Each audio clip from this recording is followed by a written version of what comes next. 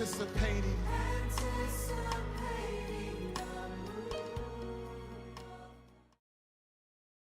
Avec notre formation. Et nous allons parler d'une prochaine étape par rapport au ministère. En fait, il y a beaucoup à dire. Tout ce que nous sommes en train de faire ici, c'est lié au ministère. Et le ministère, quand nous parlons du ministère, c'est tout ce qui englobe le service pour le Seigneur. Et quand nous parlons du service, servir Dieu, nous servons Dieu toute notre vie. Donc ça veut dire qu'il y aura toujours quelque chose à dire par rapport à notre service. Mais il y a des points que nous avons sélectionnés quand même qui sont comme des bases, des choses importantes pour équiper le ministre, pour équiper le serviteur ou la servante et lui permettre d'être efficace dans l'exercice du travail auquel le Seigneur l'appelle à pouvoir faire. Et ce soir, toujours dans la suite de ce que nous avons commencé à dire, nous allons parler mon thème de ce soir, c'est le ministre et son onction. Le ministre et son onction. Donc vous pouvez mettre entre guillemets le serviteur. Le ministre et son onction. Ce soir, nous allons mettre un peu de l'emphase par rapport à ce domaine, l'onction, pour aider chacun à savoir que l'efficacité dans le travail que tu es appelé à faire pour Dieu dépend aussi de la connaissance que tu as ou de la révélation que tu as de l'onction qui a été versée sur ta vie. Nous voyons Jésus, Fils de Dieu, né miraculeusement à travers le Saint-Esprit qui avait touché le ventre de Marie pour déposer cette sémence. Et Jésus est venu sur la terre. Et la Bible nous montre que dès le ventre de Marie, Jésus était déjà oint. Il était déjà oint. Donc Jésus n'attendait pas quelque chose aussi de, si on peut le dire humainement, d'assez particulier pour se considérer comme enfant de Dieu. Il était déjà fils de Dieu, depuis le ventre de Marie. Mais il y a un mystère qui se passe, qu'il est important pour chacun de comprendre. Jésus est un enseignement, la vie de Jésus est un enseignement.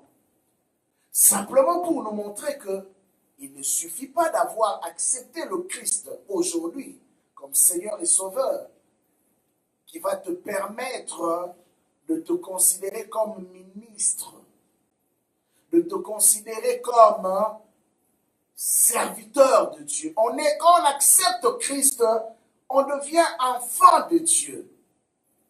Mais nous voyons que pour entrer dans le sacerdoce proprement dit, pour commencer à servir Dieu, il y a des préalables. Même Jésus a montré cela aux disciples. Il leur a dit, oui, j'ai été avec vous, mais non, je dois m'en aller. Il est avantageux même que je m'en aille. Mais une chose est sûre, vous devez attendre jusqu'à ce que la puissance de Dieu, le Saint-Esprit survenant sur vous, pour que vous puissiez être mes témoins. Or, nous avons vu que ces hommes avaient déjà eu à exercer un peu, en fait, ils avaient déjà le prélude de ce qu'on peut appeler le ministère. Mais ils n'étaient pas encore proprement entrés dans l'exercice du ministère. Et ça leur prenait une touche particulière. Ça leur prenait une dose de la puissance de Dieu. C'est pourquoi nous voyons que quand une personne s'embarque dans les choses de Dieu, Paul dit, il donne un conseil à Timothée.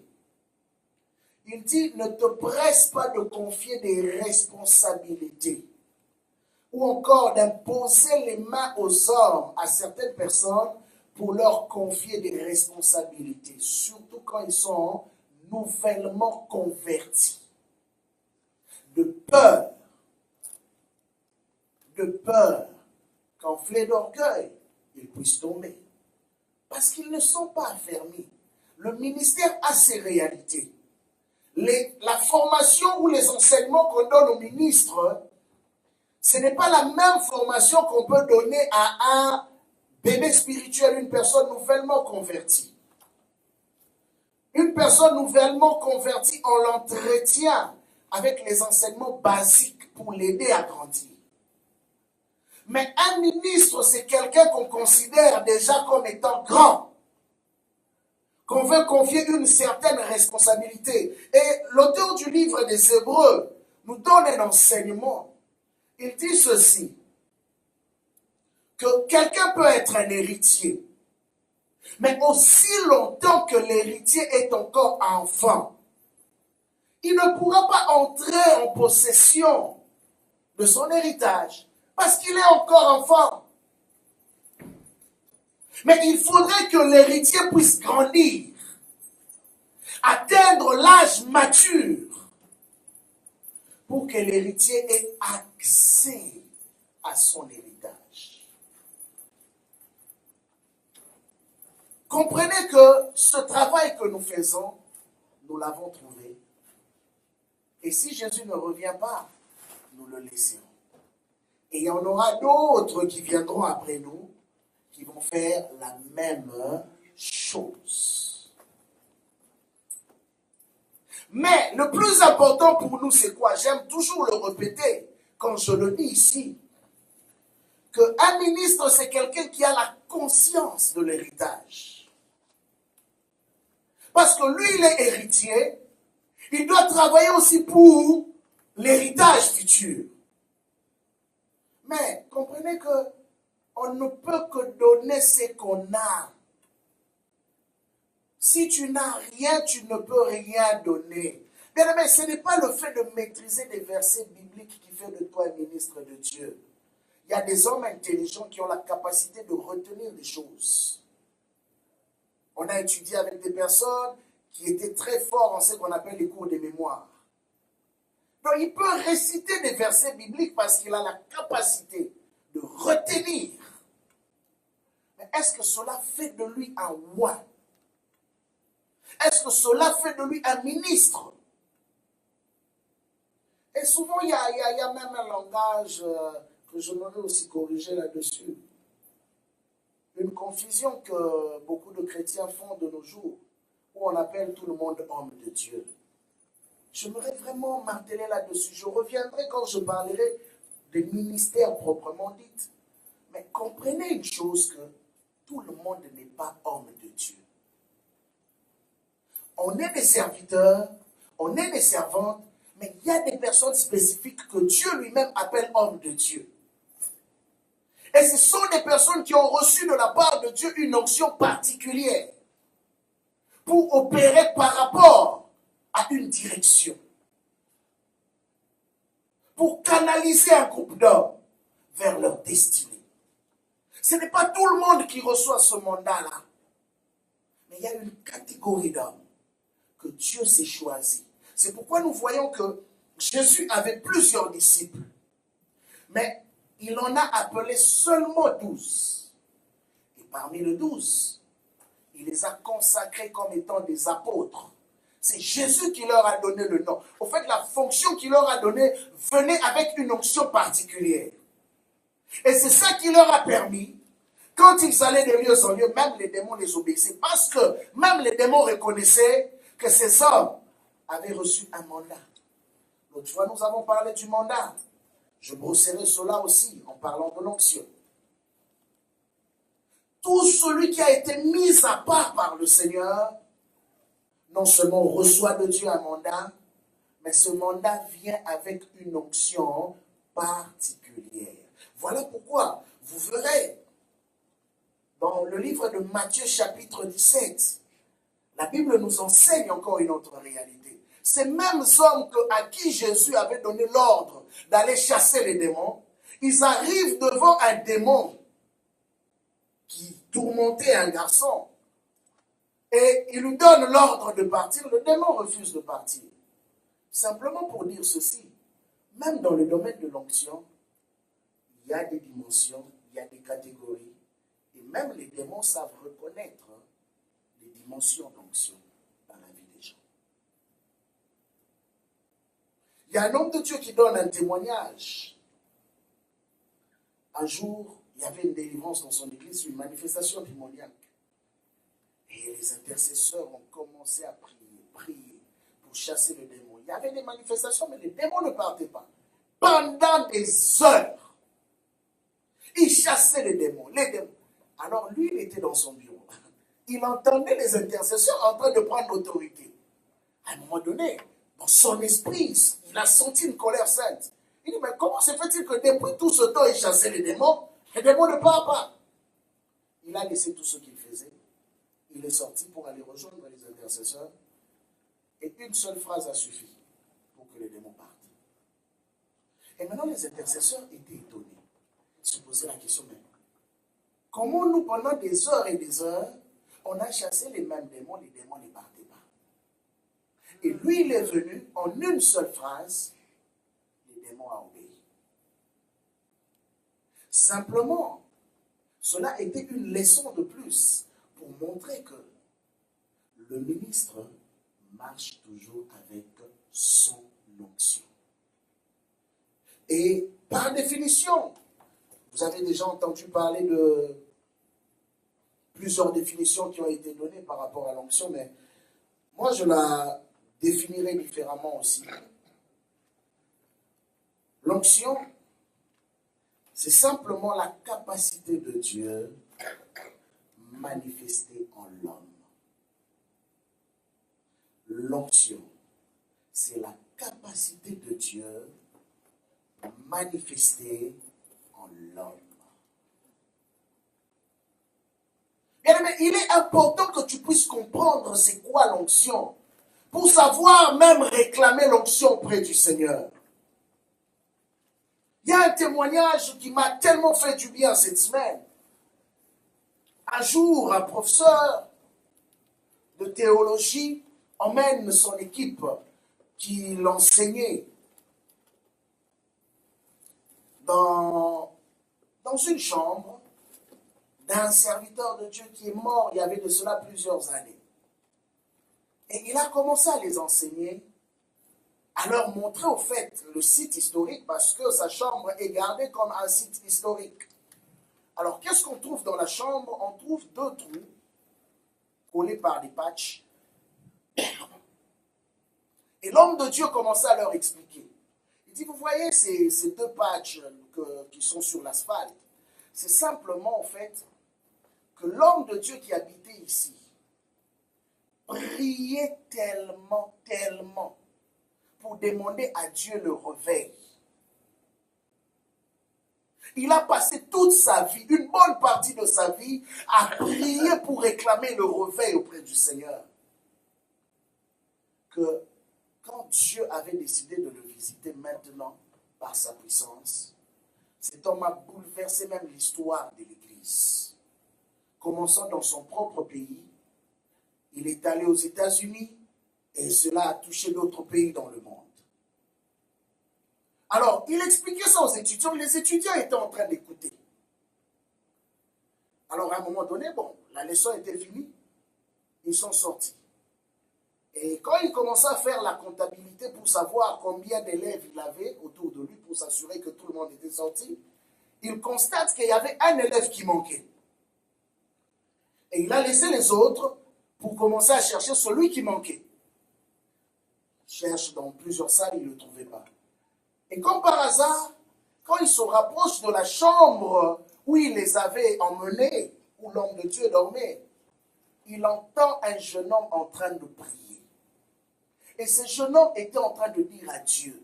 Au fait, ce jeune homme, qu'est-ce qu'il avait? Il s'est agenouillé au même endroit qu'on avait mis les patchs des genoux de cet homme de Dieu qui est déjà mort. Et il priait, il disait à Dieu une chose, une seule phrase. Il dit, Seigneur, ce que tu as fait avec cet homme, fais-le encore. Ah. Alors lui, il était surpris d'entendre cette prière. Il entre dans la salle, il voit le jeune homme concentré, en train de prier et réclamer à Dieu de faire la même chose qu'il avait fait avec cet homme de Dieu qui est déjà parti. Alors il va le toucher à l'épaule pour lui dire simplement, c'est fini, on doit partir. Mais cela est resté gravé dans son cœur. Mais vous savez qu'est-ce qui est arrivé? Quelques années après, l'onction qu'il y avait dans la vie de cet homme s'est attachée à ce jeune homme. Et ce jeune homme a bouleversé le monde évangélique. Simplement parce qu'il avait compris en secret que dans les choses de Dieu, ça prend une touche du surnaturel. Et bien aimé, comprends qu'il y a des choses qui ne peuvent changer. Il y a un impact qui ne peut arriver aussi longtemps que celui qui est appelé ministre ne comprend pas qu'il y a des choses qu'il doit rechercher auprès de Dieu. Bien aimé, vous savez, être appelé apôtre, prophète, pasteur, ou encore évangéliste ou docteur, peuvent de fois devenir juste des titres. Si ce titre-là ne sont pas accompagnés d'une onction particulière qui marche avec.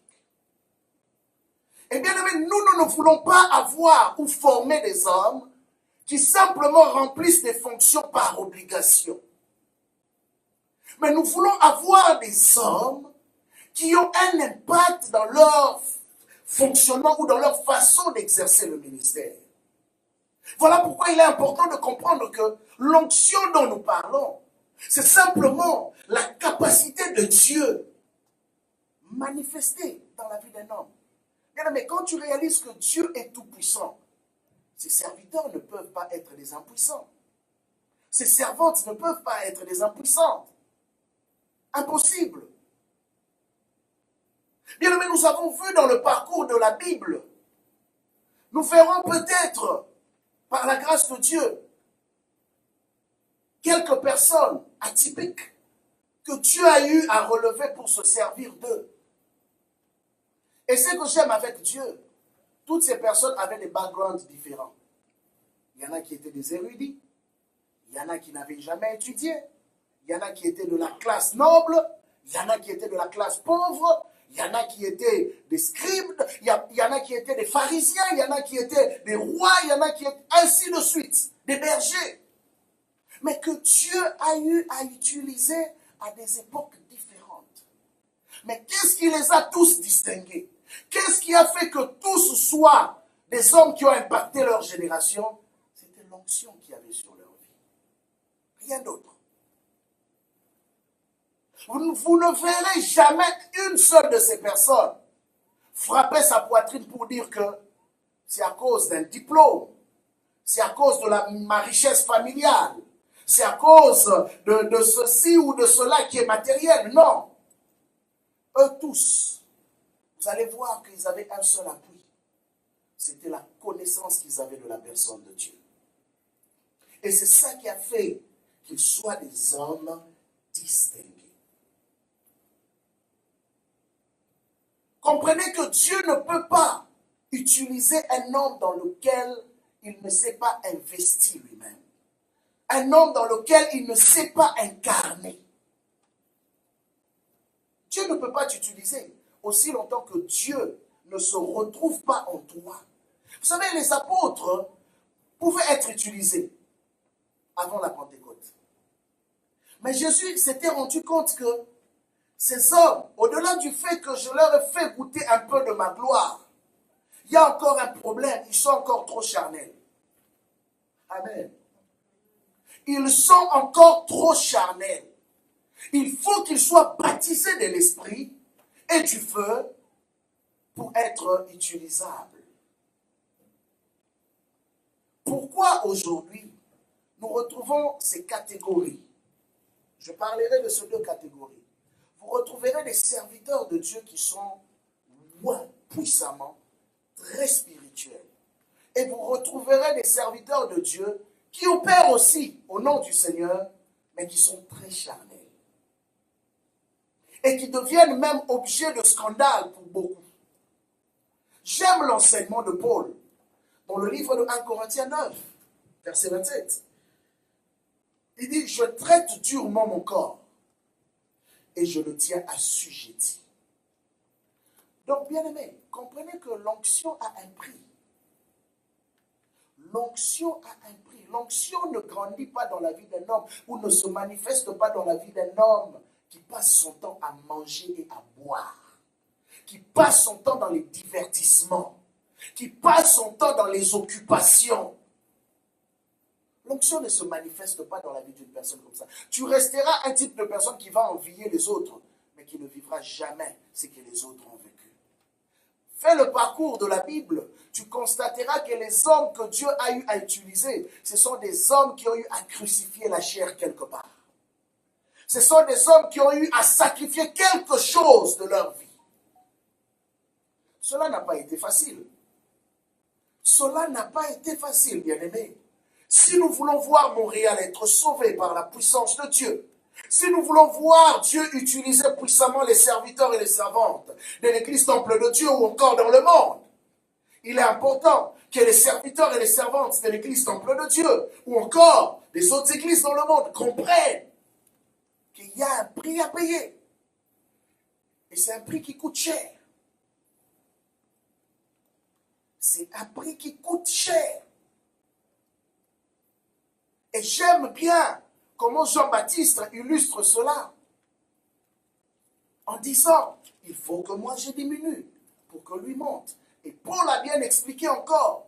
Il dit, de sorte que ce n'est plus moi qui vis, mais c'est Christ qui vit en moi.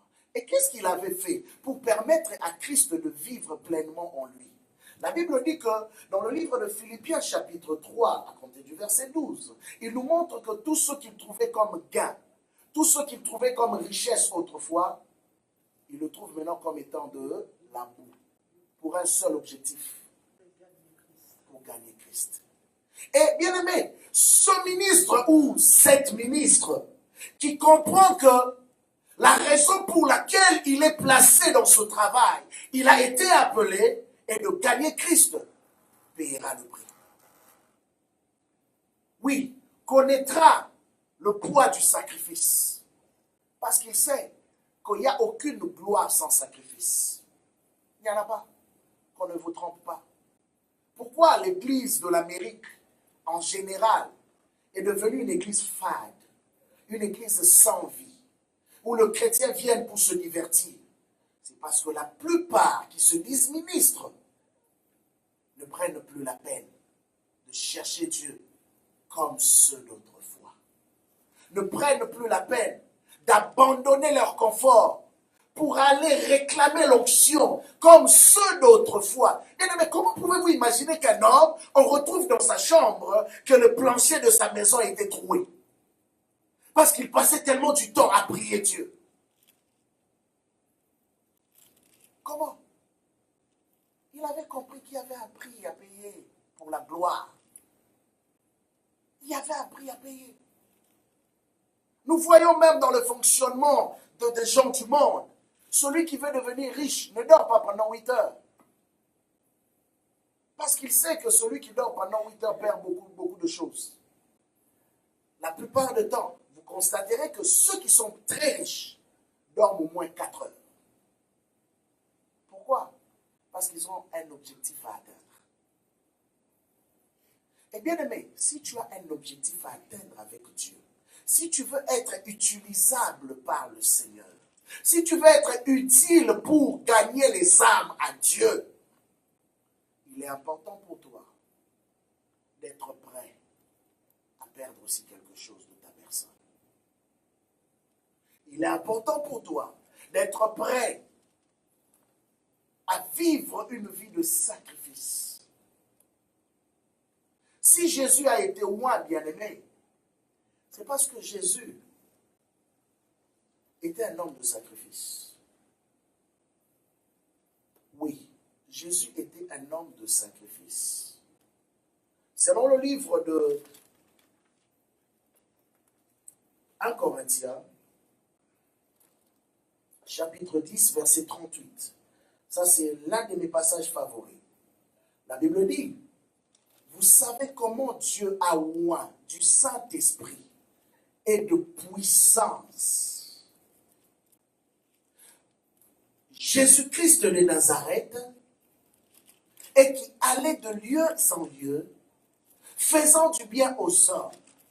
Bien-aimé, sans l'onction, Jésus ne pouvait pas faire du bien aux hommes. Il allait constater le mal qu'il y avait dans le cœur des gens, dans la vie des gens, mais il n'allait jamais être capable d'apporter la solution. Or, tu as été choisi pour être une solution. Tu as été appelé pour être une solution. Tu as été appelé pour délivrer des hommes, des familles. Tu as été appelé pour être l'artisan de la paix. Mais bien aimé, là où tu vas aller pour apporter la paix, c'est un terrain occupé. Les démons n'ont pas peur d'un homme éloquent. Les démons n'ont pas peur d'un homme qui a la connaissance. Non. Paul nous instruit dans le livre de Romains pour nous dire une vérité que chaque ministre doit comprendre. Il dit, je n'ai pas honte de l'évangile, car c'est une puissance de Dieu. Je n'ai pas honte de l'évangile, car c'est une puissance de Dieu. Et dans le livre de Corinthiens, ça c'est Romains chapitre 1, verset 16. Mais dans le livre de 1 Corinthiens, chapitre 3, verset 20, il nous dit encore une chose. Il dit, ma prédication ne reposait pas simplement en des paroles, ok, mais en la démonstration de la puissance. Mais ici, il explique encore, j'aime bien comment il le dit ici. 1 Corinthiens 3, verset 20.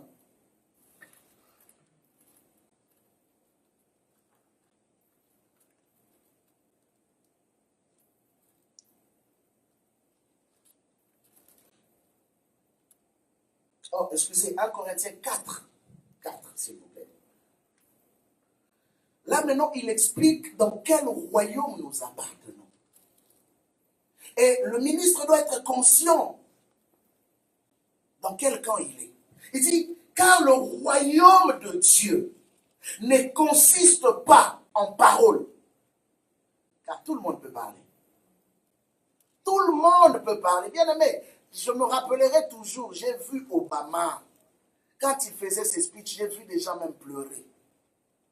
Alors on blaguait même avec un ami prophète, je lui dis, mais cet homme a l'onction, comment il fait pleurer les gens comme ça? Bon, c'était une manière péjorative de parler, mais je n'arrivais pas à comprendre, juste un simple speech. Les gens pleuraient. C'est simplement pour nous montrer que même dans la Bible, il y a eu des hommes qui étaient très éloquents, qui pouvaient haranguer les foules. On a vu ça dans le livre de Actes chapitre 12, Hérode. Quand il s'est tenu devant le peuple, la Bible dit qu'il a harangué les foules. Il parlait tellement bien que le peuple a commencé à dire que ça c'est la voix d'un Dieu. Il y a des hommes comme ça, qui sont très éloquents, qui sont capables de soulever la foule. Mais il n'y a pas d'onction. L'onction ne se trouve pas quand les gens sont en train de crier. L'onction, c'est plus les résultats que ce qu'on dit est capable de produire dans la vie des gens. Et ici, Paul dit, car le royaume de Dieu ne consiste pas en paroles, mais en puissance. En puissance, bien-aimé. Vous savez, le diable n'a pas peur d'un homme qui occupe une fonction dans une église. Le diable n'a pas peur de quelqu'un qui s'appelle pasteur. Le diable n'a pas peur d'un apôtre, d'un ancien, d'un évêque, d'un tout ce que vous voulez, d'un diacre. Le diable craint plus un homme qui est oint et qui connaît la raison du pourquoi il a été oint.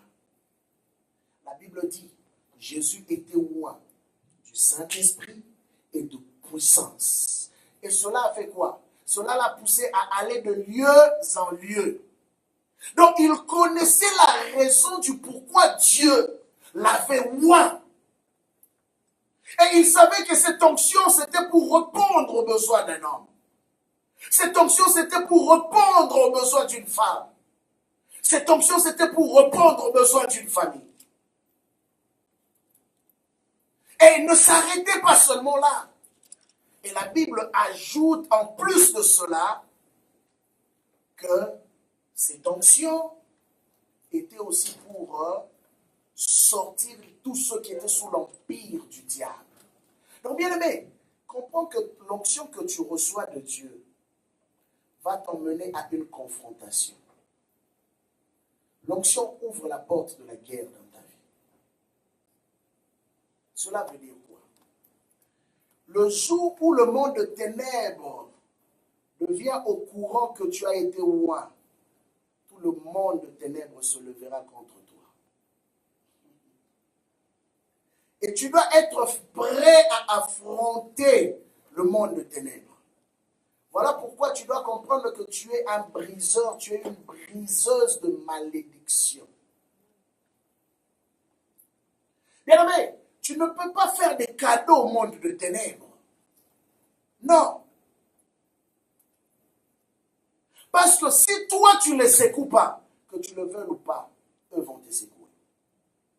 Si toi tu ne les touches pas, ils toucheront à ce qui t'est cher. Juste pour te faire du mal. Juste pour te déranger. Voilà pourquoi le monde dans lequel tu es entré, ce n'est pas un monde de cadeaux. On ne devient pas ami avec son ennemi. C'est pourquoi vous constaterez que Jésus avait un comportement de foi assez sévère. À un moment donné, quand je reviens dans l'histoire de Matthieu chapitre 17, vous voyez comment Jésus a blâmé les disciples? Il dit, race d'incrédules, jusqu'à quand continuerai-je à vous supporter? Parce qu'il y a des choses que celui qui a été appelé par Dieu doit déjà comprendre. Ce sont les béabas même, les basics de la marche du service avec le Seigneur. Et quand Jésus les a envoyés 2 à 2, Jésus leur a dit ceci. Je voyais Satan tomber. Mais regardez ce qu'il leur dit. Tout pouvoir m'a été donné dans le ciel, sur la terre et sous la terre. Voici maintenant je vous envoie. Voici. Tout pouvoir m'a été donné. Jésus même était conscient que celui qui est appelé à servir Dieu entre automatiquement en conflit avec des puissances spirituelles. Voilà pourquoi nous avons besoin de l'onction. Voilà pourquoi tu as besoin de l'onction. Bien aimé, tous les jours de ta vie, s'il y a quelque chose quand tu te réveilles qu'il faut réclamer à Dieu, demande à Dieu de te oindre encore davantage. Parce que chaque jour a ses réalités et chaque jour a ses combats. Et sois sûr d'une chose, depuis le jour où tu as été appelé par le Seigneur, tu es devenu la cible numéro 1 du monde de ténèbres. Et la seule chose qui peut t'emmener à vaincre, c'est l'onction de Dieu. Il n'y a rien d'autre. Il y a quelqu'un qui me faisait rire, je pense l'ancien qui me racontait une histoire, un pasteur qui dit que si un serviteur de Dieu, disons, quelqu'un qui veut servir Dieu, qui est un serviteur de Dieu mais qui n'a pas d'onction, c'est un mannequin.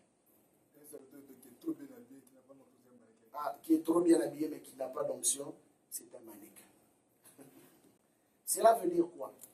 Il va défiler devant le monde, on va voir son aspect extérieur, mais en réalité, c'est vide à l'intérieur. Or, le monde de ténèbres ne craint pas quelqu'un parce que simplement, il se tient sur cette chair. Il y a beaucoup de gens qui montent sur la chair, mais qui ne sont pas loin. Voilà pourquoi, au début, j'ai insisté sur un fait en disant que ne t'hasarde jamais à t'embarquer dans l'œuvre de Dieu quand tu sais que Dieu ne t'a pas appointé. Tu es en train de commettre un suicide de ta propre vie. Oui, je dis cela parce que Je connais des gens qui se sont permis d'entrer dans des guerres. Vous savez, même pour entrer dans certains combats spirituels, ça prend une onction particulière dans le domaine. Je connais des personnes qui sont entrées dans des guerres territoriaux, par exemple, dans des combats territoriaux, sans pour autant avoir été mandatés, avoir été oints par le Seigneur pour le combat de ce territoire. Et qu'est-ce qui est arrivé? Malheureusement pour eux, certains ont perdu leur foyer. Certains ont perdu même les églises qu'ils dirigeaient. J'en connais plusieurs, personnellement. Mais certains peuvent se poser la question pour dire, mais comment Dieu peut abandonner son serviteur ou sa servante? Mais bien aimé, j'aimerais te dire une vérité, que Dieu, comme il le dit qu'il n'est pas un homme pour mentir, ni un fils de l'homme pour se repentir. Cela veut dire quoi? Quand Dieu donne sa parole, il s'assure toujours d'être derrière sa parole. Quand Dieu t'a promis, il t'a dit que je serai avec toi, ou je suis avec toi, il sera avec toi jusqu'à la fin. Bien aimé, n'est-ce pas que nous avons vu les apôtres être menacés? Bien sûr. Mais pourquoi les apôtres n'ont pas échoué? Parce que les apôtres étaient sur le terrain dans lequel Dieu leur avait placé. Ok. Acte chapitre 1. Acte chapitre 1. Vous allez comprendre maintenant pourquoi ces hommes ont réussi dans leur mission. Et Jésus, leur parlant, Jésus était clair. Bien aimé, ne me dis pas que oui, je sens dans mon cœur le besoin de servir Dieu. Bien aimé, Dieu est précis. Dieu est précis. Pourquoi j'insiste sur la précision? Parce que c'est à travers la précision que Dieu va tracer même les délimitations de ton onction. Dieu ne peut pas envoyer quelqu'un et te dire, ok, va à Montréal, un point c'est tout, je te lance à Montréal. Non, Dieu va te donner des précisions de ton mode opératoire, même à Montréal, de comment tu dois faire les choses. Et c'est sur ça que va reposer ton onction. Même quand les combats s'élèveront, à cause du fait que tu seras en train d'obéir à ce que Dieu t'a dit, la protection de Dieu sera sur toi. Ok. Acte chapitre 1, à compter du verset 4 jusqu'au verset 8. Que nous dit la Bible? Comme il se trouvait avec eux, il leur recommanda de ne pas s'éloigner de Jérusalem. J'aimerais qu'on souligne cette partie-là. C'est Jésus qui recommande. Ce n'est pas parce que Jésus était faible. Ce n'était pas parce que Dieu était incapable. Ce n'était pas parce que Dieu ne pouvait pas les protéger. Mais bien aimé, comprenez que Dieu a une vision pour chaque homme. Et Dieu a un terrain donné pour chaque homme. Et tu seras efficace sur le terrain où Dieu t'a placé.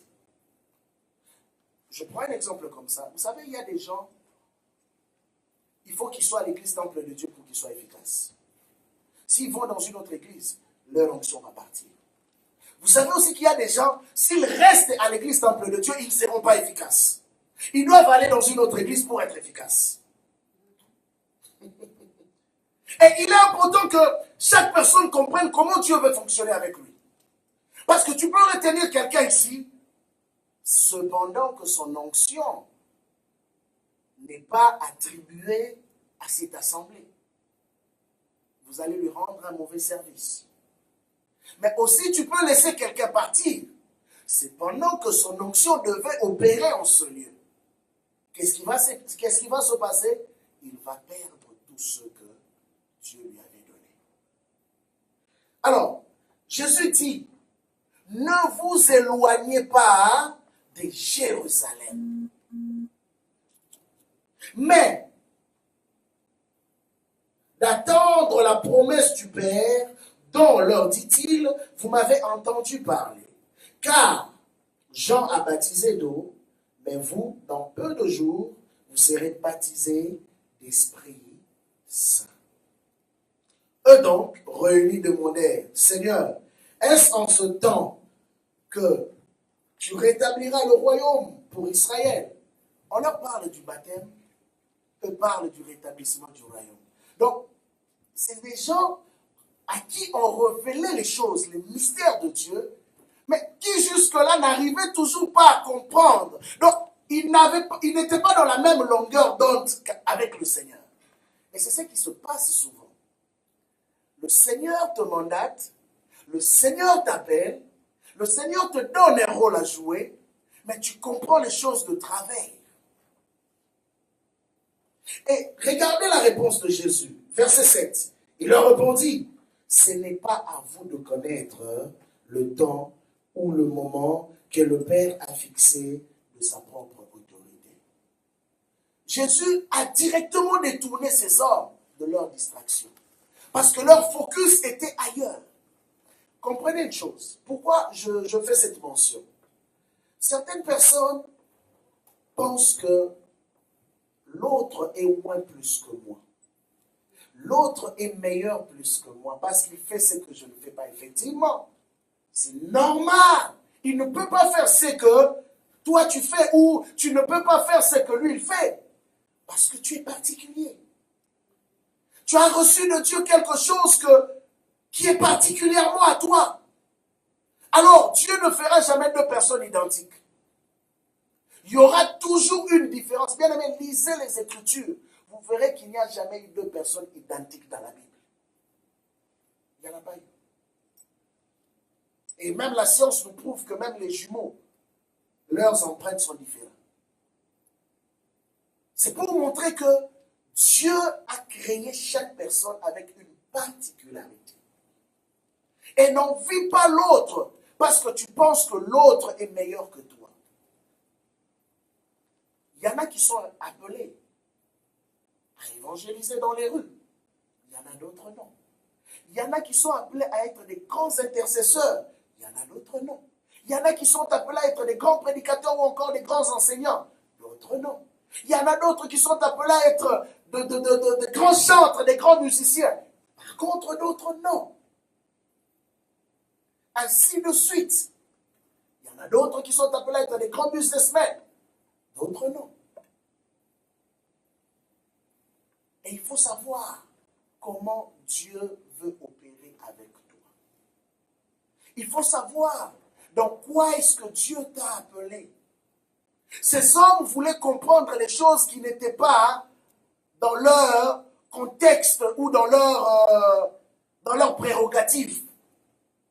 La même chose, Pierre, quand Jésus lui dit qu'il y en a d'autres qui ne mourront pas jusqu'à mon retour. Pierre voulait savoir, mais est-ce que Jean aussi ne va pas mourir? Jésus dit, cela ne te regarde pas. Occupe-toi de tes affaires. Ça, ce n'est pas ton problème. Bien aimé, j'aimerais simplement insister là-dessus pour te dire que ne sois jamais complexé de l'onction de l'autre. Ne sois jamais complexé de la grâce de l'autre. Cherche à découvrir l'onction qui est sur ta vie. Oui, bien aimé, il y en a qui ont la grâce de prophétiser, il y en a d'autres non. Il peut leur arriver de prophétiser maintenant. Mais sinon, ils n'ont pas la même grâce. Il y en a qui peuvent opérer dans le miracle, d'autres non. Bien sûr qu'en tant que chrétien, je peux prier pour quelqu'un qui reçoive la guérison, mais ça ne veut pas dire que Dieu te donne un ministère pour la guérison. Il y en a qui ont comme particularité la guérison. Et Paul, dans le livre de Corinthiens, nous explique clairement ces choses. Il y en a qui ont reçu le don d'opérer dans le domaine de miracles et dans le domaine de guérison. Et il est important pour l'Église de comprendre cela. Il est important pour le ministre de comprendre cela. Ça va t'éviter de faire fausse route. Ça va t'éviter de convoiter la grâce de l'autre. Au contraire, tu seras authentique. Ce qu'on trouvera chez toi, on le trouvera nulle part ailleurs. Et c'est ce que Dieu veut. Verset 8, maintenant Jésus ajoute, il dit, mais vous recevrez une puissance, celle du Saint-Esprit, survenant sur vous, et vous serez mes témoins à Jérusalem, dans toute la Judée, dans la Samarie, et jusqu'aux extrémités de la terre. Mais quand vous lisez les Écritures, vous verrez que ce ne sont pas tous les apôtres qui sont allés aux extrémités de la terre. Mais c'était une promesse qu'il a donnée. Mais Jésus parlait d'une manière globale. Que quand le Saint-Esprit viendra, tous ses disciples vont servir de l'évangélisation mondiale. Pour l'évangélisation mondiale. Mais par contre, ces hommes à qui il a parlé, la plupart ne sont jamais sortis même d'Israël. La plupart. Mais qu'est-ce qui s'est passé? Les personnes à travers qui ils ont eu à évangéliser, qui étaient à Jérusalem, qui étaient dans toute la Judée, qui étaient dans la Samarie, certains sont allés avec cet évangile dans d'autres contrées sur la terre. Donc, c'est-à-dire que ces hommes ont été la continuité du travail qu'eux ont pu faire. Mais ils pouvaient se dire, mais non, Seigneur, tu nous avais fait une promesse, mais je dois voyager. Mais comme certains pensent que le ministère, il faut voyager. Le ministère, ce n'est pas le voyage. Il y en a qui ont été appelés à être locaux, des ministères locaux. Oui, bien-aimés, il y a des ministres qui ne voyageront pas jamais et qu'on ne connaîtra même jamais dans les télévisions, mais qui seront très efficaces. Le problème, c'est quoi? C'est qu'on a tellement vu une forme du ministère où tout le monde voyage, a des avions, et tout le monde veut être comme tout le monde. Bien aimé, à un moment donné, il faudrait que nous puissions rentrer à l'authenticité de Dieu dans nos vies. Le premier apôtre qui a écrit des livres, c'était l'apôtre Paul. Avant lui, il n'y avait jamais eu un apôtre qui avait écrit un livre. Il n'y en avait pas.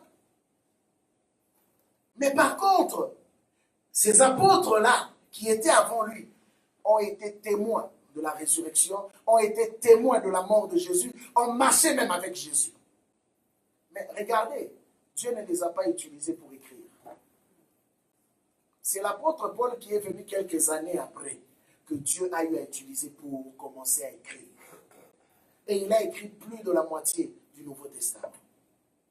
Allez-y comprendre comment Dieu fonctionne. Jésus a donné un enseignement. Il a dit, le premier seront les derniers. Il ajoute un mystère quand il donne la parabole des ouvriers de la première heure et des ouvriers de la dernière heure. Il dit que ceux qui ont commencé à 6 heures et ceux qui ont commencé pratiquement à 18 heures auront tous le même salaire. Pourquoi ils auront tous les mêmes salaires? Si ceux qui ont commencé à 18 heures ont fait le travail auquel ils ont été appelés, et ceux qui ont à 6 heures, et ceux qui ont commencé à 18 heures ont fait le même travail auquel ils ont été appelés, ils auront le même salaire. Le plus important pour toi, de connaître la raison du pourquoi Dieu t'a oint. Pourquoi Dieu m'a oint? Bien aimé, c'est la bonne question à se poser. Pourquoi Dieu m'a appelé et pourquoi Dieu m'a oint? Bien aimé, pour que ton ministère puisse éclore, ça prend une bonne compréhension de l'onction qui est sur ta vie. Tu peux être là à l'église en train de servir avec nous pendant des années, mais sans pour autant comprendre la réalité de l'onction qui est sur ta vie. Il y a eu un homme de Dieu qui fait le témoignage de sa vie. Il dit que pendant 15 ans, il a servi Dieu, il a tout donné, humainement bien sûr. Pendant 15 ans, il avait tout donné de sa personne. Mais il était surpris 15 années après. Dieu vient lui parler. Parce que finalement, il voyait que les choses n'évoluaient pas comme il le voulait. Et quand il est entré en prière, c'est là qu'il va comprendre qu'il occupait un ministère auquel Dieu ne lui avait pas appelé. Donc, on lui avait confié un travail, et il a fait ce travail, il a tout donné de sa personne, mais ce n'était pas à ça que Dieu lui avait appelé. C'est 15 ans après qu'il découvre son ministère, et quand il se lance dans ce ministère, et Dieu va lui dire que c'est maintenant que tu as commencé à me servir. Donc, il a perdu 15 années de sa vie. Bien aimé, allez-y comprendre maintenant combien de personnes aujourd'hui perdent du temps.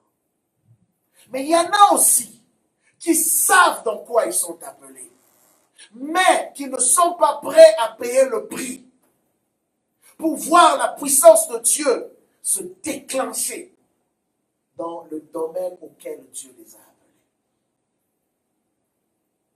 Pierre a reconnu, il a dit, vous savez comment Dieu a oint du Saint-Esprit et de puissance, dans ma version on dit, et de force. Donc, cette onction se manifestait avec une puissance telle que rien ne pouvait tenir au-devant de Jésus. Il dit, vous savez comment Dieu a oint du Saint-Esprit et de puissance Jésus-Christ de Nazareth, et qui allait de lieu en lieu. Lui-même, Jésus, était conscient de son onction. Et c'est ce qui faisait que Jésus ne pouvait pas reculer devant un démon. Jésus ne pouvait pas reculer devant un obstacle. Jésus ne pouvait avoir peur de rien parce qu'il connaissait qu'est-ce qui était en lui. Un ministre qui connaît ce qui est en lui est une personne dangereuse. Parce que rien ne peut l'arrêter. Rien ne peut l'arrêter. Vous savez, il y a des combats que tu vis. Tu n'arrives pas à les vaincre. Parce qu'il y a une révélation de ton onction que tu n'as pas. La Bible dit ceci. L'onction fait éclater le joug. Le joug, c'est quoi? C'est ce qu'on se servait pour mettre sur le dos des esclaves. Et la Bible dit, le but de l'onction dans la vie d'une personne, c'est pour faire éclater ce fardeau qui pesait sur les épaules d'une personne. Alors comprends bien aimé, qu'il y a des délivrances qui ne peuvent s'opérer que lorsque tu as la révélation du type d'onction qui opère dans ta vie. Voilà pourquoi j'insiste qu'il faut prier, qu'il faut découvrir ce que Dieu a mis en toi. Il y a un homme de Dieu. Je parlerai plus des exemples. Des gens qui ont pu passer par là et qui témoignent. Qui a vécu pendant longtemps, rien ne marchait dans sa vie. Rien, absolument rien. Ni église, ni au niveau foyer, rien ne marchait. Il avait tout essayé. Il a prêché toutes les prédications du monde. Rien ne marchait. Un jour, fatigué de la situation, il dit à sa femme, je veux partir chercher Dieu. Si je le trouve, je reviens. Si je ne le trouve pas, toi et ton enfant ne me cherchez pas. C'était audacieux de sa part. Ça pouvait sembler comme de l'irresponsabilité. Mais il avait compris que dans sa sphère d'opération, il y avait quelque chose qui bloquait. Il aimait Dieu. Oui, il y en a beaucoup parmi nous qui aiment Dieu. Mais qui sentent en même temps, malgré que j'aime Dieu, il y a quelque chose dans ma vie qui bloque. Oui. La Bible dit l'onction fait éclater le joug. Et cet homme avait compris que si je ne veux pas chercher Dieu, si je ne veux pas me sacrifier pour rencontrer Dieu, ma vie et la vie de ma famille ainsi que de mon ministère continuera d'être celle qu'elle est. Il est parti s'enfermer quelque part pendant 3 jours seulement. 3 jours. Pleurant devant Dieu. Le 3e jour, un ange lui apparaît. Et cet ange va lui parler par rapport à ce que Dieu avait placé dans sa vie. Quand il est rentré, ce n'était plus la même personne.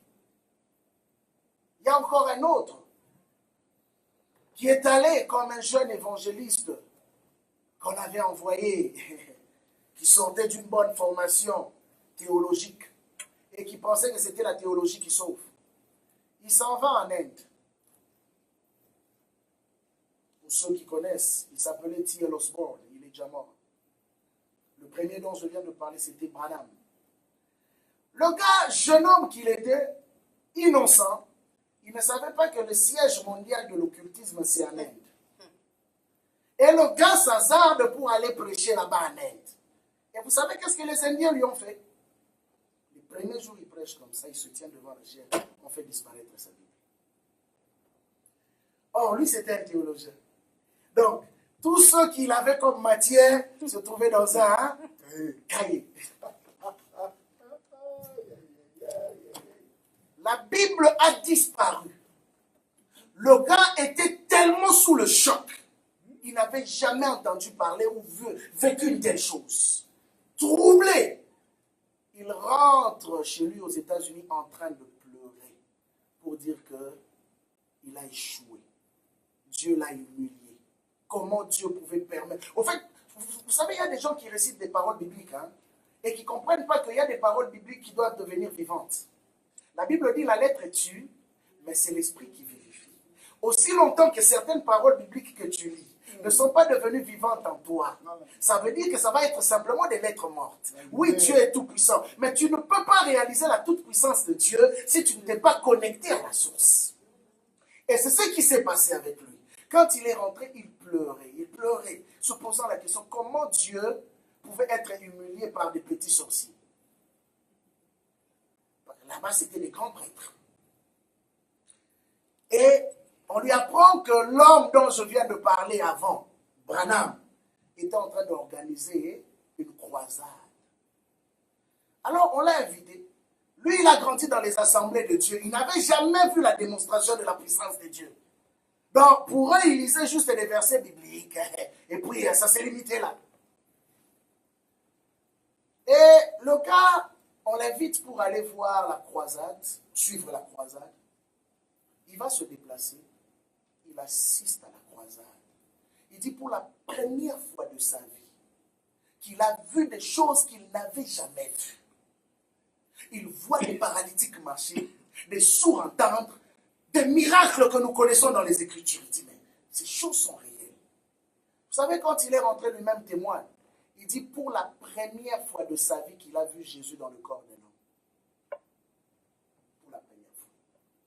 Et il a dit, mais si ce temps peut être utilisé autant par Dieu, c'est que moi aussi je peux être autant utilisé par Dieu. Il est allé pleurer maintenant dans l'autre sens, pour chercher à ce que Dieu se révèle dans sa vie personnelle, lui et sa femme. Et dans l'histoire qu'il raconte, quelques jours après leur temps de jeûne et prière, le même jour, Jésus lui apparaît à lui et apparaît à sa femme. Et vous savez qu'est-ce qui est arrivé? Le même homme qui avait échoué autrefois en Inde, quand il est retourné pour la deuxième fois, c'était la catastrophe. Les sorciers indiens ont donné leur vie à Christ. Parce que Dieu se manifestait avec une telle puissance au point que les gens disent non, celui-là doit être un grand maître. Effectivement, il était grand maître dans les Seigneurs. C'est simplement pour nous montrer que, bien mais quand tu n'as pas la révélation de ce que Dieu a mis dans ta vie, de l'onction qui opère dans ta vie, tu risques de vivre une vie d'esclave. C'est pendant que tu as été appelé à la liberté. Et c'est pourquoi Jésus-Christ, avant de commencer son ministère, la Bible dit qu'il a pris 40 jours et 40 nuits de jeûne et de prière. Parce que Jésus connaissait la portée du combat qui était devant lui. Vous savez, Satan ne visite pas n'importe qui. Lisez bien la Bible, vous le verrez. Il y a quelques fois seulement que Satan a eu à faire des sorties dans les Écritures. Mais quand tu vois Satan apparaître lui-même en personne et venir menacer un homme, ça veut dire que la portée de la mission de cet homme est tellement grande. Voilà pourquoi il veut tout faire pour bloquer appliquer cela avant que cela n'explose. Mais malheureusement pour lui, il était tombé sur la mauvaise personne. Et la Bible nous montre comment il a échoué. Et quand il a échoué, Jésus est allé. La Bible dit que ceux qui étaient dans le ténèbre, le même Jésus qui était là pendant 30 ans, mais nulle part la Bible disait que ceux qui étaient dans les ténèbres ont vu une lumière. Mais quand l'onction est venue dans sa vie, ceux qui étaient dans les ténèbres ont commencé à voir la lumière. Ceux qui n'avaient pas de joie ont commencé à voir la joie. Ceux qui n'avaient pas de paix ont commencé à voir la paix. Oui, là où les démons régnaient, les démons commençaient à libérer. Là où les maladies régnaient, les maladies ont commencé à libérer. Pourquoi? À cause de l'onction. Et lui-même, quand il entre, il dit que l'Esprit du Seigneur est sur moi, car il m'a oint. Bien-aimé, il y a quelque chose que tu ne peux pas négliger dans ta vie. C'est ce que Dieu a mis sur ta tête, cette onction. Et cette onction devient effective lorsque on te consacre dans l'exercice du ministère. Voilà pourquoi le diable s'organise de faire sortir les gens prématurément, de lancer les gens prématurément sans qu'ils soient consacrés pour les priver d'une grâce. Je parlerai du principe d'imposition des mains. Pourquoi l'Église doit consacrer avant d'établir les hommes dans le ministère? Qu'est-ce qui se passe? Pourquoi Dieu a insisté ou Dieu a établi ce principe que nous devons respecter?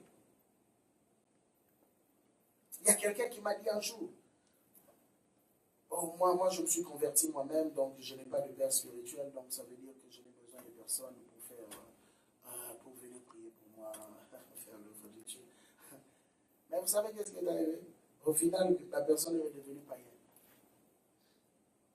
Pourquoi? Je vais vous expliquer. Parce que quand la personne s'est lancée dans ce qu'il faisait, et que les combats sont venus dans sa vie, il n'y avait aucune couverture spirituelle sur lui. Et même les démons le savent.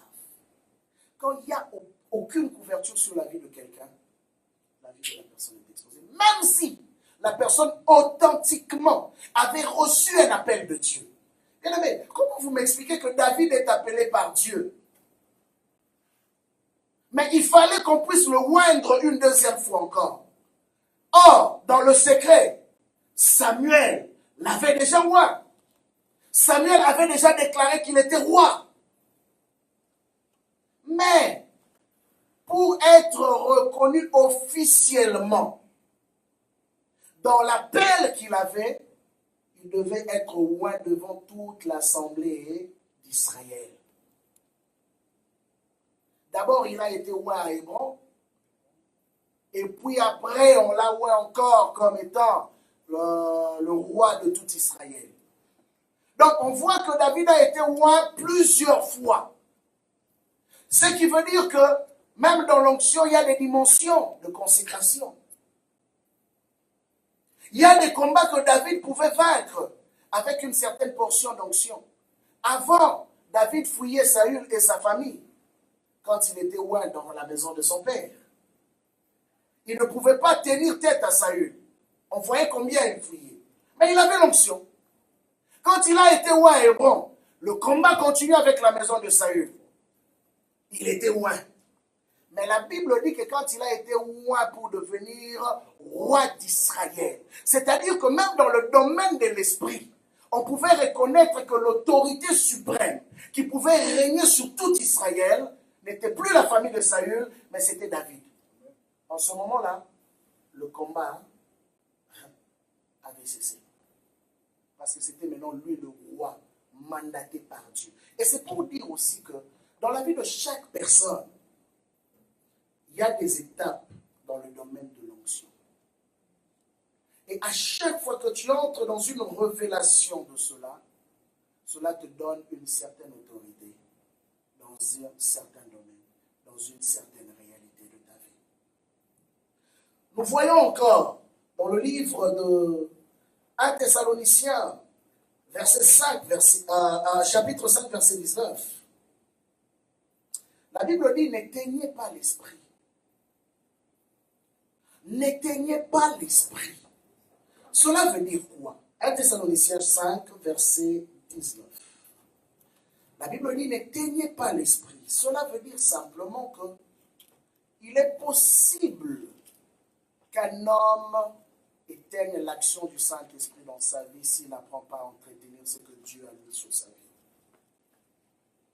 Si cela n'était pas possible, Paul n'allait jamais le dire.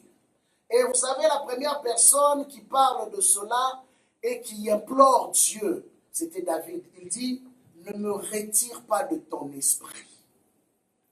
Savez-vous que quelqu'un peut être un enfant d'église, mais sans pour autant être en communion avec le Saint-Esprit? Quelqu'un peut être dans le service, sans pour autant être en communion avec le Saint-Esprit. Quelqu'un peut être appelé ou avoir un titre à l'église, sans pour autant être en communion avec le Saint-Esprit. Or, une chose à ne pas oublier, c'est le Saint-Esprit qui est la source même de l'onction. Quand toi tu coupes ta communication avec le Saint-Esprit, tu te coupes de la source de l'onction. Ce qui veut dire quoi? C'est que tu peux voir opérer dans ta vie extérieurement ne peut être que le fruit de ce que quelque part Paul a appelé l'esprit d'égarement. Il y a une onction qui ne te lâchera jamais. Il y a deux types d'onction. Il y a une onction intérieure, il y a une onction extérieure. L'onction intérieure, vous pouvez la voir dans le livre de 1 Jean, chapitre 2, verset 27. 1 Jean, chapitre 2, verset 27. La Bible est claire là-dessus. La Bible dit que l'onction que vous avez reçue vous enseigne toutes choses. Comment l'onction peut enseigner quelqu'un? L'onction que vous avez reçue vous enseigne toutes choses. Donc il y a une onction qui a pour objectif de nous entretenir de l'intérieur pour nous garder connectés à la source qui est Dieu. Et c'est là que la Bible dit, n'attristez pas le Saint-Esprit de Dieu. Parce que comment nous pouvons attrister le Saint-Esprit de Dieu? C'est lorsque le Seigneur nous enseigne, le Seigneur nous donne des directives que nous ne respectons pas. Parce que l'onction est très exigeante. L'onction n'opère pas partout et n'opère pas n'importe comment. L'onction est très exigeante. Et quand Dieu voit un homme, c'est-à-dire Dieu le met à part pour être utile dans un domaine précis. Ok, je vais te donner un exemple simple. Il peut arriver que tu pries pour quelqu'un. Oui, Dieu t'a dit que je veux le guérir. Ok? Mais l'onction qui est sur toi ne te demande pas d'imposer les mains à la personne. Mais par excès de zèle, tu vas imposer les mains à cette personne. Automatiquement, tu entres en conflit avec le Seigneur. Tu entres en conflit avec l'onction qui voulait opérer ce jour-là. Nous avons vu cela avec Moïse. Dieu lui a dit, parle. Moïse a fait quoi? Il a frappé. Or, la puissance de Dieu voulait bien sûr se manifester. Et la puissance de Dieu s'est manifestée. Mais elle s'est manifestée non pas comme Dieu le voulait.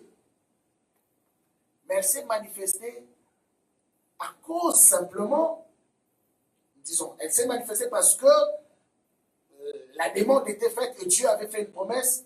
Mais Moïse, l'homme de Dieu, a désobéi à la parole du Seigneur parce qu'il était en colère. Et la Bible dit, Dieu s'irrita contre lui et Dieu lui dit quoi? Puisque tu n'as pas sanctifié mon nom devant le peuple, tu n'entreras pas dans la terre promise. Cela veut dire quoi? Quand Dieu vient moindre un homme, Dieu vient te donner aussi des exigences.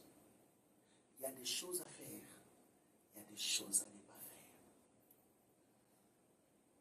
Il y a des endroits où tu iras, il y a des endroits où tu n'iras pas.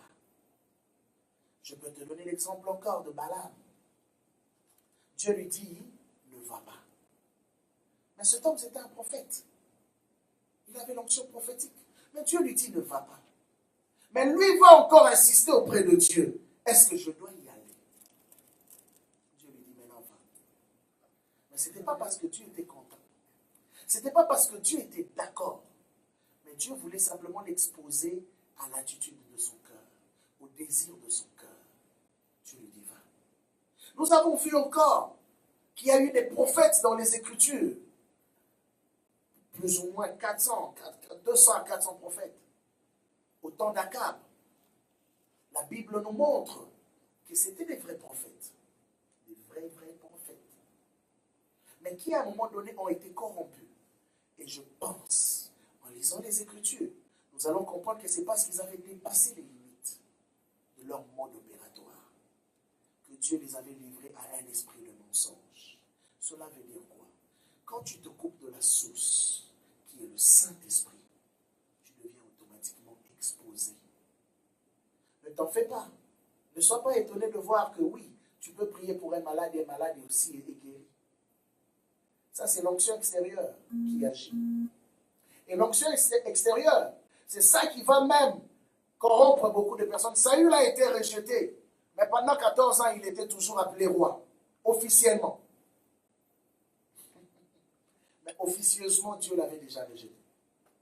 Mais pendant 14 ans, les gens regardaient Saül comme étant le roi d'Israël. Mais Dieu ne le regardait plus comme étant roi. Parce qu'il avait désobéi à l'Éternel. Fais attention quand tu veux que Dieu puisse t'utiliser. Beaucoup veulent que Dieu puisse les utiliser. Beaucoup veulent être utiles entre les mains de Dieu. Mais combien sont prêts à obéir aux exigences du Saint-Esprit? Je lirai encore Acte 13. Acte 13. À compter du verset 1 jusqu'au verset 4. La Bible dit, il y avait dans l'église qui était à Antioche des prophètes et des docteurs. Barnabas, Siméon appelé le Noir ou le Niger, Lysius de Cyrène, Manahem, qui avait été élevé avec Hérode le Tétrarque, et Saül. Pendant qu'ils célébraient le culte du Seigneur et qu'ils jeûnaient, le Saint-Esprit dit, mettez-moi à part Barnabas et Saul pour l'œuvre à laquelle je les ai appelés. Alors, après avoir jeûné, écoutez, Dieu a parlé. Dieu a dit, mettez-moi à part. Donc, il pouvait les libérer. Il pouvait leur dire, ok, Dieu a dit, mettez-vous à part, allez-y. Mais qu'est-ce qu'ils ont fait? Verset 3, il dit, alors, après avoir jeûné et prié, ils leur imposèrent les mains et les laissèrent partir. C'est là que je parlais de l'imposition de main.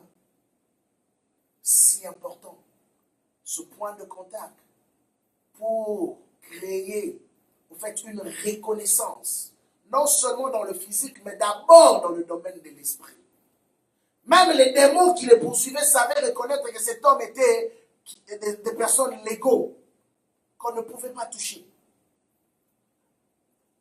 Verset 4. Eux donc, envoyés par le Saint-Esprit, descendirent à celui-ci, et de là, ils s'embarquèrent pour Chypre. Envoyés par le Saint-Esprit. Donc, nous comprenons que ces hommes ne faisaient pas leur propre volonté.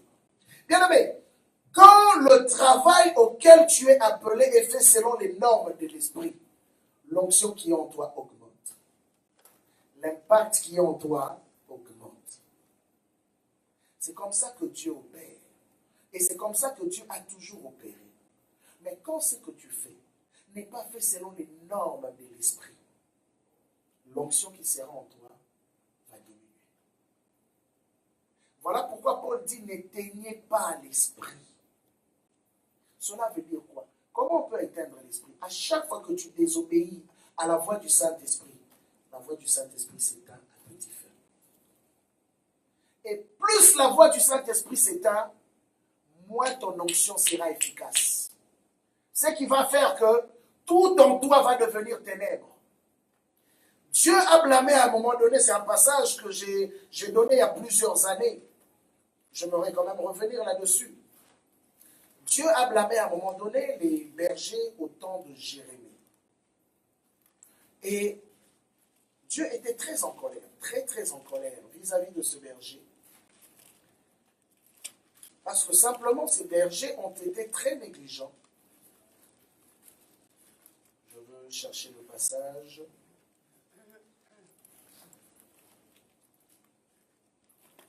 Ces bergers ont été très négligents par rapport à l'appel de Dieu. Et le Seigneur a été très irrité vis-à-vis d'eux. Aujourd'hui, quand on parle de bergers, je prends cela comme étant les ouvriers. Je prends cela comme étant le ministre, ceux qui occupent une fonction de paître, ceux qui occupent une fonction d'être leader dans un domaine précis. Ceux qui sont responsables. Jérémie chapitre 10, verset 21. Jérémie 10, 21 nous dit ceci. Car les bergers ont été stupides. Car les bergers ont été stupides. Ils n'ont pas cherché l'Éternel. C'est pour cela qu'ils n'ont pas de discernement et que tous leurs troupeaux se sont dispersés.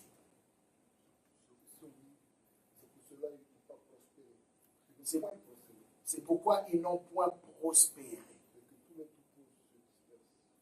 et que tous leurs troupeaux se dispersent. Vous comprenez qu'il y a une responsabilité. C'est pourquoi je dis que toi qui es là, ce n'est pas une balade de plaisir. Jésus a dit, il aurait mieux fallu pour toi, il aurait mieux fallu pour toi ne pas t'embarquer que t'embarquer. Mais c'est un privilège aussi, comme j'ai toujours dit. Le ministère est un privilège. Être au service de Dieu, c'est la chose la plus noble. Le plus important, c'est de comprendre la raison du pourquoi nous avons été appelés et prendre cela avec plus de sérieux.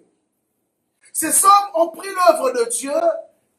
Pour eux, c'était juste un prestige d'être berger. Pour eux, c'était un prestige d'occuper une fonction à l'église. Et pour eux, c'était un prestige d'être appelé apôtre, prophète, pasteur, révérend, ministre, serviteur, servante, ancien, diacre. C'était un prestige. Mais regardez l'attitude de Dieu. Quand Dieu vient vers Jérémie, Dieu dit, vos bergers ont été stupides. C'est Dieu qui utilise ce terme. Vos bergers ont été stupides. Pourquoi stupides? Au lieu de me chercher, ils ont préféré s'occuper à faire autre chose. Bien-aimé, tu veux la gloire de Dieu. Tu veux la puissance de Dieu. Tu veux voir ton ministère éclore. Tu veux voir Dieu t'utiliser. Combien de temps tu passes avec le Seigneur? Quand nous lançons des temps de prière, est-ce que tu sens cet engouement, ce zèle de te dire, oui, je veux être là. Je veux être la première personne à pouvoir y participer. Est-ce que la prière est un objet de plaisir pour toi?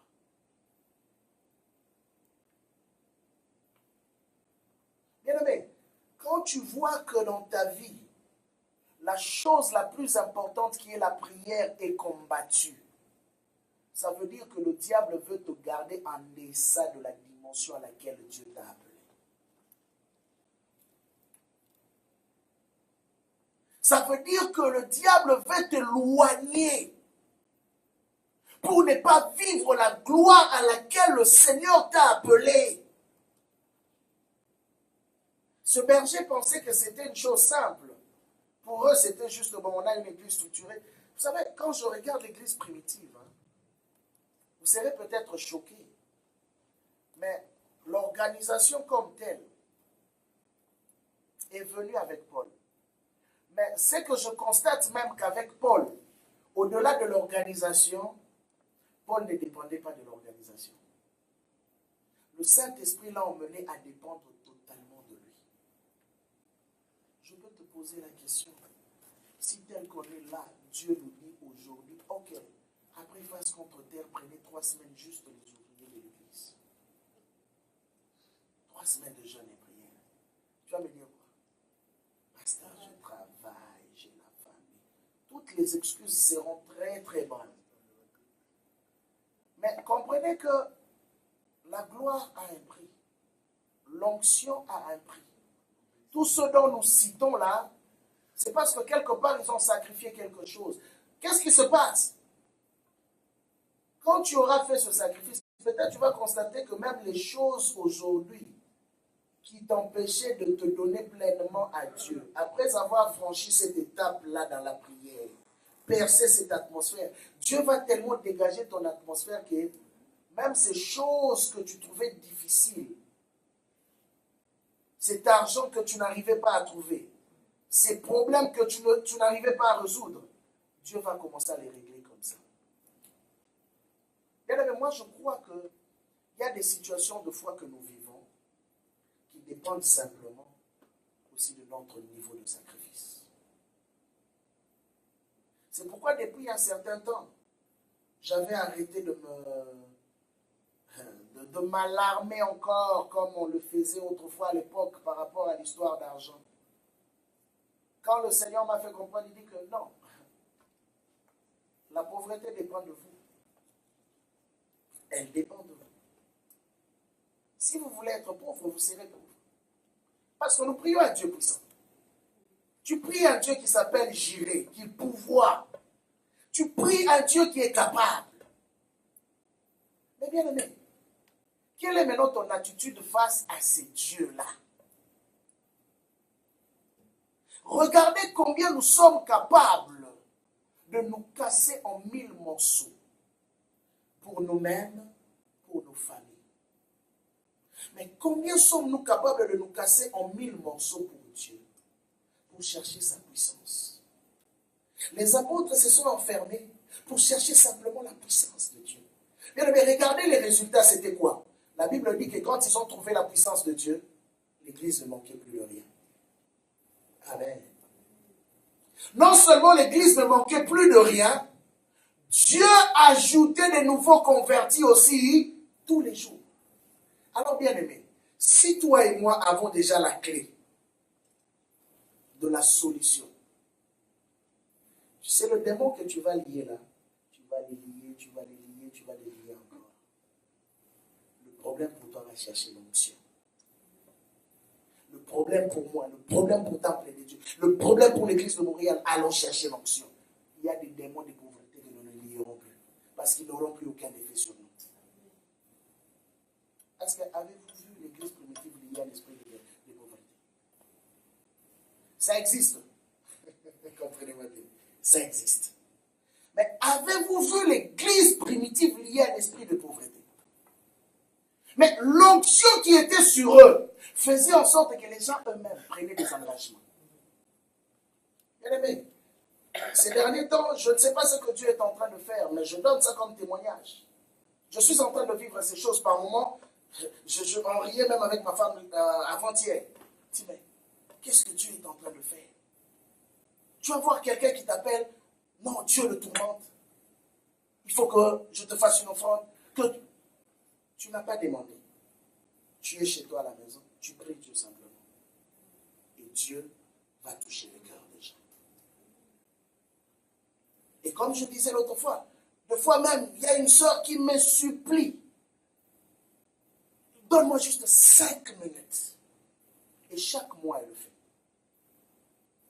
Et vous savez, je me suis assis, j'ai dit, Seigneur, je travaillais full time. Full time. Mais je ne vivais pas ce que je vis aujourd'hui.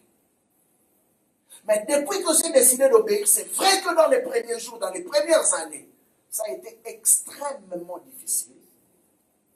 Mais aujourd'hui, je peux bénir ton nom parce que je commence à voir les bénéfices de ces choses. Comment tu le fais? Je ne sais pas. J'ai simplement appris à dépendre totalement de lui. Et bien aimé, si je te parle de ça, c'est parce que je sais de quoi je parle.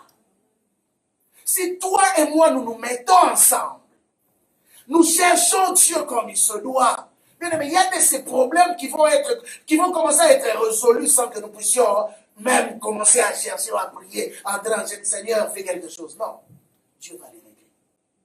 Mais Dieu veut trouver son compte. Les bergers ont eu un problème. On a dit qu'ils n'ont pas prospéré. Pourquoi ils n'ont pas prospéré? Parce qu'ils n'ont pas cherché Dieu. Et puisqu'ils n'ont pas cherché Dieu, les brebis se sont dispersées. Donc le ténèbre est entré. Et vous savez, quand le ténèbre entre, c'est là qu'on commence à chercher des formules pour attirer de l'argent. On devient des businessmen dans la maison de Dieu.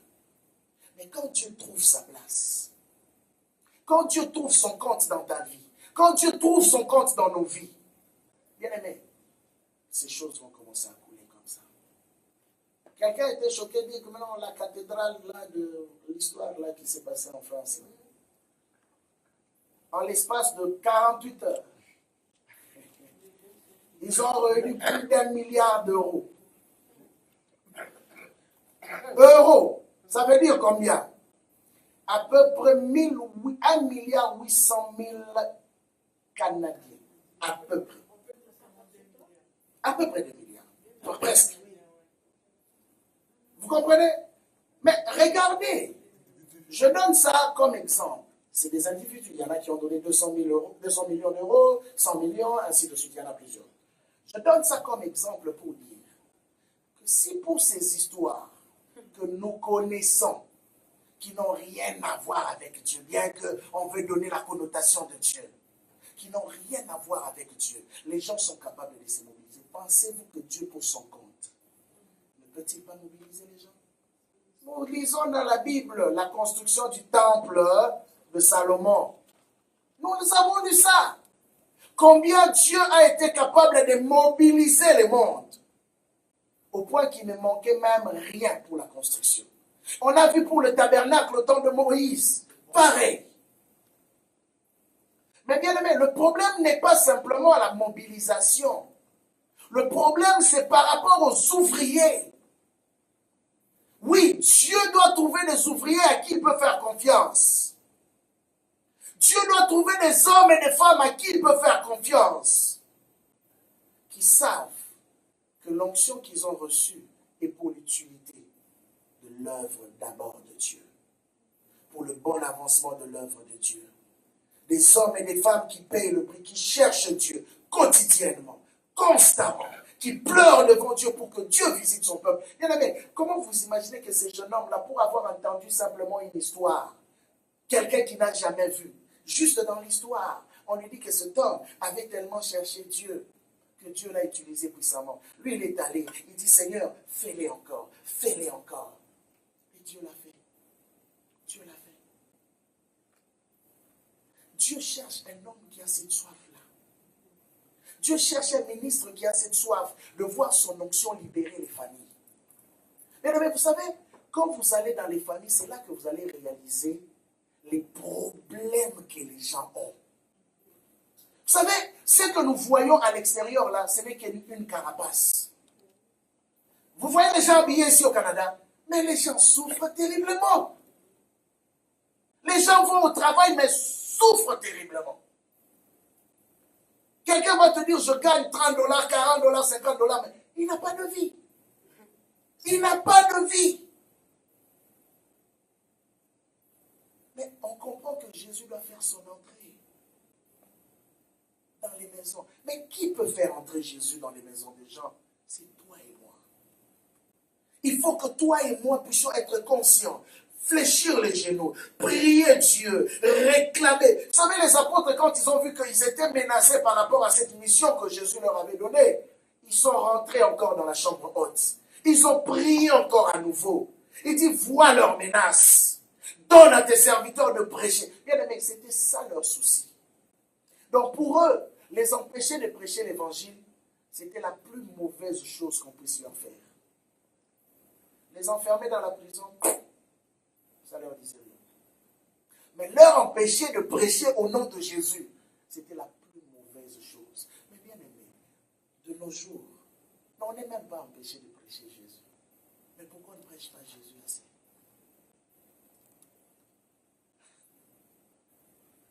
Pourquoi?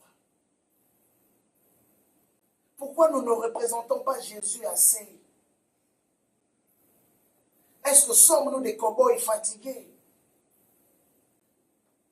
Des ministres qui portent simplement le nom, comme ce que dit Ésaïe, dans Ésaïe 4. Laisse-nous seulement porter ton nom et nous allons faire les choses par nous-mêmes.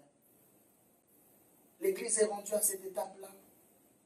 Les 7 femmes qui sont venues porter le nom du mari, mais qui ne faisaient pas ce que le mari leur demandait de faire. Jésus pose la question à Pierre, m'aimes-tu?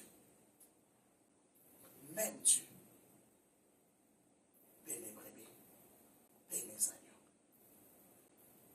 L'onction cherche un problème auquel il peut apporter une solution. L'onction cherche une maladie à laquelle il peut apporter la guérison. L'onction cherche une situation à laquelle il peut produire un miracle. Mais ça passe par un homme, ça passe par une femme. Ça passe par des personnes assoiffées qui peuvent dire, Seigneur, si tu dois faire quelque chose en cette saison, ne le fais pas sans moi. Je veux être cet instrument que tu vas utiliser pour emmener la révolution.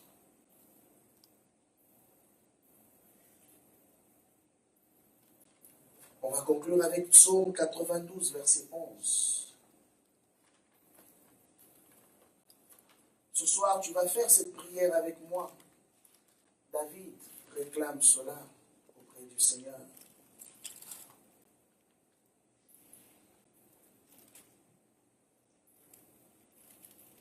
Il reconnaît ce que Dieu fait dans sa vie.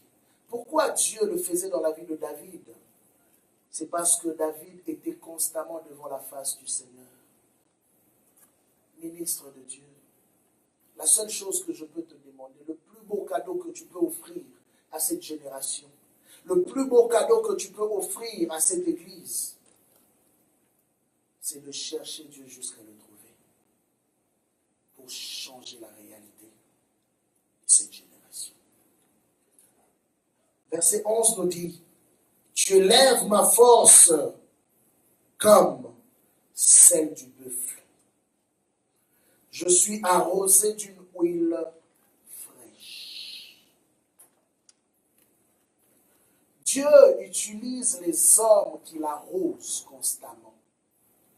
Ton onction doit être fraîche. Oui, pas l'onction d'hier, mais l'onction d'aujourd'hui. Une onction qui se renouvelle constamment. Vous savez, l'onction, c'est comme l'huile d'un moteur qui doit être entretenue pour garder sa pureté. Quand elle n'est pas entretenue, elle finit par se compresser pour devenir de la graisse. Et quand elle devient de la graisse, en ce moment-là, elle étouffe même le porteur de l'onction. Ce soir, tu vas prier.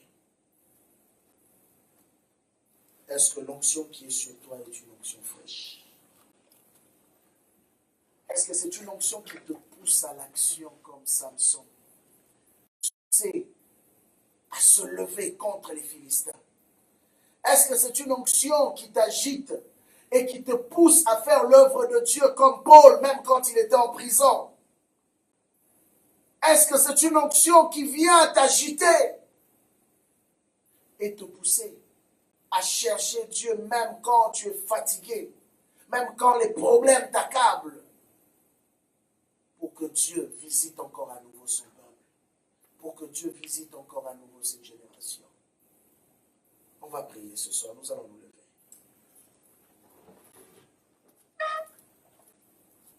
Tu vas prier avec nous. Tu vas demander à Dieu ce soir